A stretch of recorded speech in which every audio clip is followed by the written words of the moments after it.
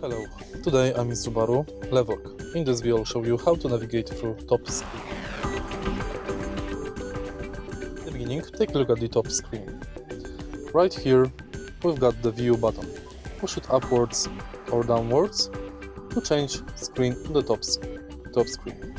Right here you can find clock, average fuel consumption, current fuel consumption and range.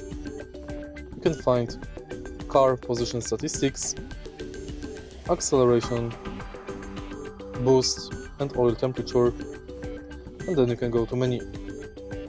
To go to menu, press and hold view button. Here you can manage time and date settings, display settings, screen settings, maintenance settings, driving history, car settings, or you can reset it to factory defaults.